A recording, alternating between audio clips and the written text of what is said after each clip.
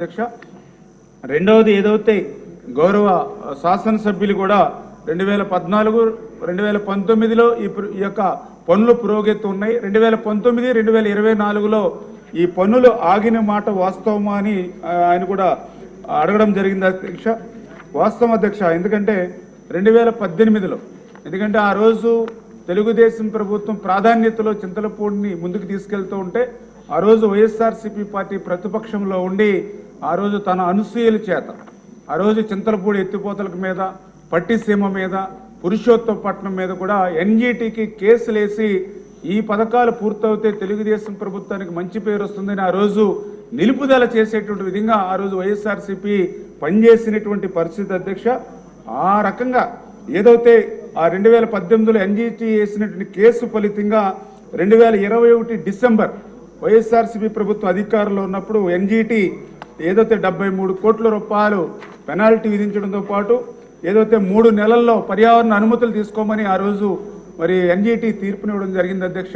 దురదృష్టం, ఆ రోజు ఉన్నటువంటి వైఎస్ఆర్సీపీ ప్రభుత్వం 3 నెలల్లో ఏదైతే పర్యావరణ అనుమతి తీసుకోమని చెప్పినా కూడా మరి వాళ్ళు మిగిలినటువంటి 3 సంవత్సరాల్లో కూడా ఆ పని చేయనటువంటి పరిస్థితుల్లో ఆ పనులన్నీ కూడా నిలిచిపోయినటువంటి పరిస్థితి వాస్తవం అధ్యక్ష. అందుచేత ఈరోజు ఈ ప్రభుత్వం ఎన్డీఏ ప్రభుత్వం అధికారంలోకి వచ్చింది.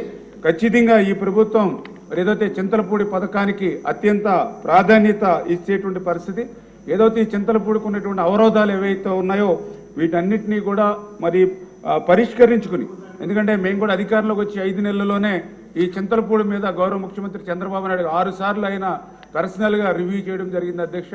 మేము కూడా 7-8 సార్లు మేము కూడా రివ్యూస్ ఆ కలెక్టర్స్ తోటి ఎవరైతే ల్యాండ్ ఎక్వేషన్ ఏదైతే ప్రాబ్లం ఉందో వాళ్ళందరితో కూడా రివ్యూ చేసి మరి చంద్రబాబు నాయుడు గారు కూడా చాలా క్లియర్గా మొన్న రివ్యూలో కూడా చెప్పడం జరిగింది.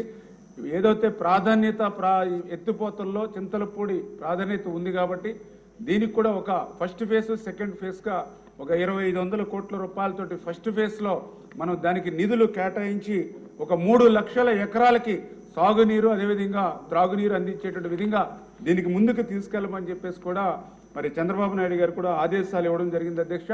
ఆయన ఆదేశాలకు అనుగుణంగానే మొన్న పెట్టినటువంటి బడ్జెట్లో కూడా నిధుల సమస్య ఉన్నప్పటికీ కూడా చింతలపూడి పథకానికి ఆ నిధులు కూడా మన బడ్జెట్లో మరి కేటాయింపులు జరిగినటువంటి పరిస్థితి కూడా మీకు తెలుసు కూడా అధ్యక్ష.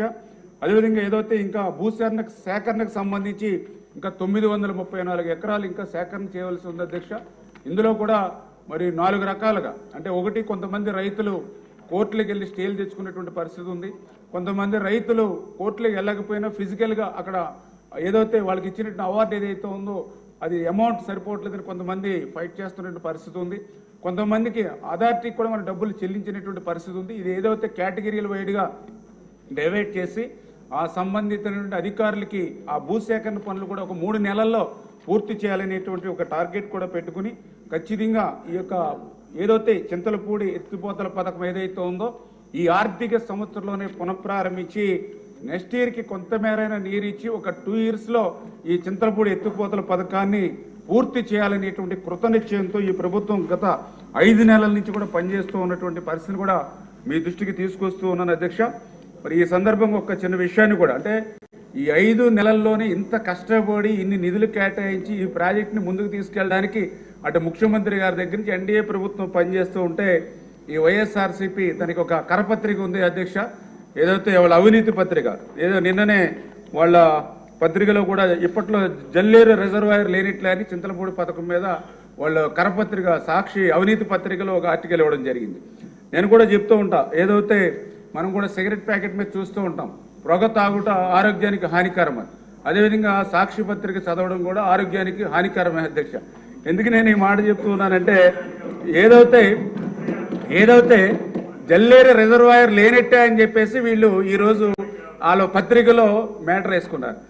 కానీ గతం నేను చూస్తే ఏదైతే వాళ్ళ ప్రభుత్వంలోనే, అంటే 2023లో వాళ్ళ ప్రభుత్వం అధికారంలో ఉండగానే మరి ఏదైతే ఆ రోజు మరి పర్టికులర్గా ఏదైతే మన విజయవాడలో జరిగినటువంటి మీటింగ్స్లో కూడా వాళ్ళే ఒక ఎక్స్పర్ట్ కమిటీ, అంటే స్టేట్ ఎక్స్పర్ట్ అప్రైజల్ కమిటీ అని 2023 డిసెంబర్ 4-5 తారీఖుల్లో జరిగితే ఆ అప్రైజల్ కమిటీకి ఒక నివేదిక ఇచ్చారు అధ్యక్ష. వాళ్ళు ఇచ్చినటువంటి నివేదికలో చాలా క్లియర్గా submit affidavit for stating that no earthen dams and no reservoirs are proposed to be constructed in the project. అంటే చాలా క్లియర్గా వాటిలో అఫిడవిట్ సబ్మిట్ చేశారు. ఈ చింతలపూడి ప్రాజెక్టులో రిజర్వాయర్స్ ఏమీ కూడా మేము ప్రపోజల్ చేయట్లేదని వాళ్ళే ఆ రోజు రిజర్వాయర్ని ఎత్తేసినటువంటి పరిస్థితి అధ్యక్ష. దాని తర్వాత మళ్ళీ వాళ్ళు గవర్నమెంట్కి కూడా ఒక లెటర్ కూడా రాశారు అధ్యక్ష. మళ్ళీ డిసెంబర్ 2023లో చాలా క్లియర్గా అందులో కూడా మెన్షన్ చేశారు అధ్యక్ష.